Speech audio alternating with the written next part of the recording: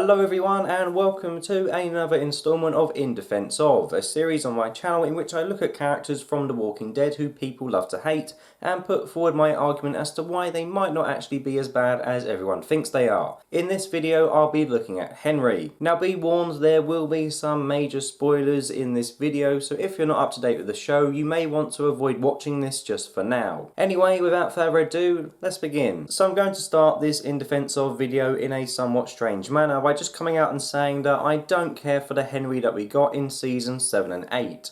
As far as I'm concerned, he was an annoying kid who kept doing stupid things, whose head I would have been more than happy to see end up on one of the Whisperer's pikes. However, with the change of showrunner came a much needed improvement in his character that was immediately apparent as soon as season 9 began. Henry putting Justin on his arse in the season premiere after he refused to share water with the other workers was the best thing his character had done up until that point. Granted, I didn't change my mind and suddenly start liking him just because of this, but it was the beginning of his character's evolution from bratty kid to likeable teen that came after the time skip. Well, at least in my opinion he was a likeable teen anyway. I know a lot of people hated him, but I'll get to that in a moment. If I had to sum up the character of Henry during Matthew Lintz's run, I'd say he was a nice but incredibly naive guy. This is exemplified when he finds himself running straight into trouble after hearing someone scream. Sadly, it would be this sense of duty to go out of his way and help others that would cause him to ultimately piss off the wrong person in Alpha, leading to his demise. Now I know this is a very weird comparison to make and I'm sure some of you are going to laugh at it, but to be honest, Henry reminded me a little of the MCU's Captain America,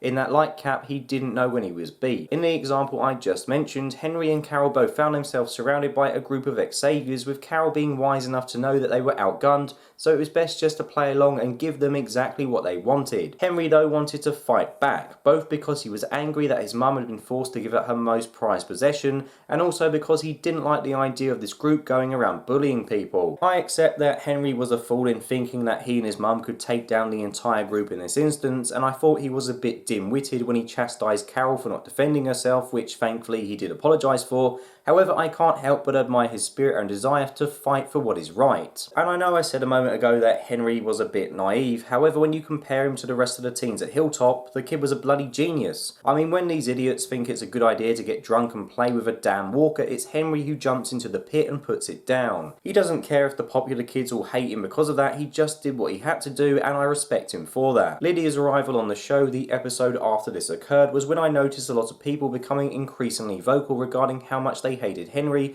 due to what they perceived as some poor decision making on his part. However, ironically, this is when I started liking him the most. I think the majority of criticism surrounding Henry comes from those who hate the fact that he went out of his way repeatedly to try and help Lydia, because in their eyes everything that happened after is all his fault, but I don't really think this is the case, so let's break it down a bit. When Lydia first arrives at Hilltop, I think Daryl is absolutely right to be weary of her, and at the time I was as well. However, it quickly becomes apparent that Lydia isn't a bad person, rather just a damaged one. I think it's fair to say that most of us like Lydia now, right? I mean, I do, and Henry is a big factor behind why I warmed to her in the first place. It was his kindness that convinced her to let her guard down and tell the truth about her mother, which made us all realise just what a shitty upbringing she had and maybe that she wasn't as bad as we first assumed. If Henry wasn't in that cell with her and it had just been a case of Mr. Bad Cop Daryl trying to intimidate her until Alpha arrived, there's no way she would have told him anything.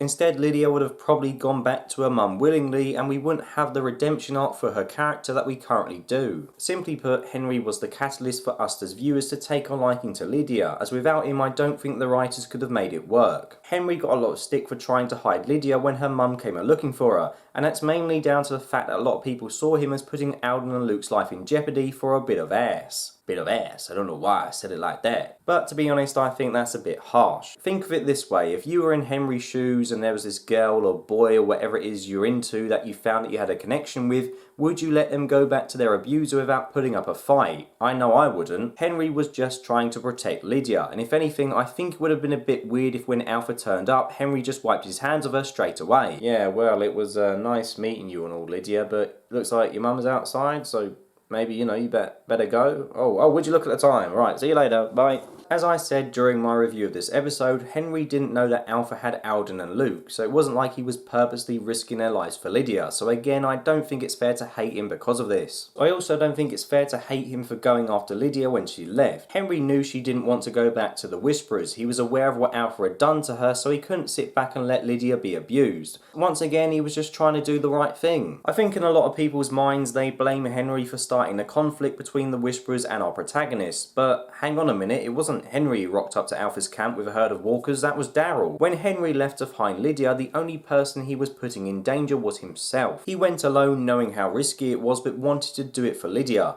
If Daryl and Connie hadn't shown up, Henry would have either died at the hands of Lydia or Beta, at which point the Whisperers would have probably just moved on somewhere else and left the communities alone. And yeah, I guess you could perhaps argue that Henry shouldn't have grabbed Lydia's hand and taken her with him when Daryl appeared, but who's to say that leaving Lydia behind would have actually made any difference at all to Alpha's plans? For the sake of argument, let's just say that Henry did escape with Daryl and Connie and left Lydia behind. In this scenario, do you really think Alpha would have overlooked the fact that Daryl had just set a herd on her camp just because they didn't take Lydia? No bloody way. If anything, it would have probably only furthered Alpha's cause, as she would have told Lydia that everything Henry said to her was a lie. He didn't really care for her, otherwise he would have taken her with him. There's a strong possibility that Lydia may have come round to believing this, and even in turn gone on to help her mum attack the hilltop or infiltrate the fair. As far as I'm concerned, battle lines were drawn in the sand as soon as Daryl and Connie attacked their camp. Alpha had no choice but to retaliate so as not to look weak, which resulted in the 10 beheadings. Of course, I get that it would have been a very cold thing for Daryl to let Henry run away and not go after him, and that in this instance he didn't really have a choice but to attack the camp after seeing him about to be killed. But come on, there's no way Henry could have accounted for this happening. So yeah, just cut Henry some slack please. I mean, he did pay for it with his head, what more do you want? I think the fact that Connie, Daryl and even Michonne have all come around to accepting Lydia shows that Henry was right about her from the start. Maybe if they'd been more willing to help her when he was initially, Henry wouldn't have felt the need to go it alone and take matters into his own hands. In addition, I just want to say that although Henry and Lydia didn't spend all that much time together, I could tell immediately that there was a spark between them. I don't think romantic relationships have ever really been The Walking Dead's strong point. Aside from Maggie and Glenn, a lot of the couplings on the show have felt forced and lacking in chemistry. However, I genuinely believe that Henry and Lydia were two teens in love, and I found the pair to be quite endearing. Now you might say, Josh, how the hell can anyone fall in love that quickly? But let's not forget, the world has gone to shit, so people don't really have the option of taking their time when it comes to finding a partner, and they are also both teenagers. You know, teenagers' emotions are all over the place. They tend to throw themselves in relationships a lot quicker than the mature adults, so I get that they both liked each other despite only spending a couple of days together, if that. I said in my latest review that Henry's death had more of an impact on me than Ezekiel and Rosita did in the comics, simply because what we have here is a guy who was killed by the mother of the girl he loved. The fact that Alpha killed him, all whilst knowing how much it would hurt Lydia, just shows what a horrible and spiteful woman she really is. Lydia had been through enough shit already, and just when she found someone who showed her kindness and love, her mum takes it away from her. Henry risked his life for her and paid the ultimate price. You know, let's not forget that Daryl didn't go into the Whisperers camp to save her, he just wanted to save Henry.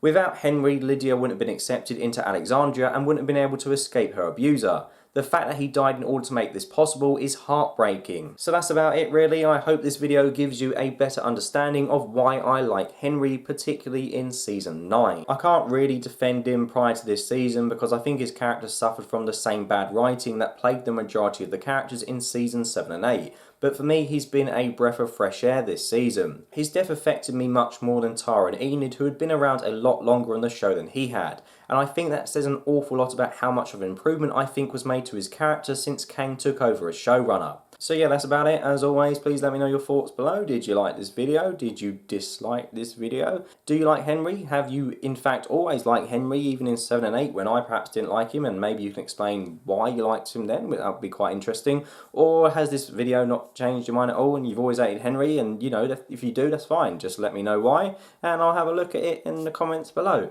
As always, thank you very much for watching, and I will see you very shortly for the review of the Walking Dead finale. Until then, goodbye and have a happy Mother's Day to all the mothers out there. I don't know if it is Mother's Day in the US tomorrow, but it is in the UK, because I think, do you have different dates for Mother's Day in the US to us? I don't know, but anyway, it is over here, so happy Mother's Day everyone. Thank you, and goodbye.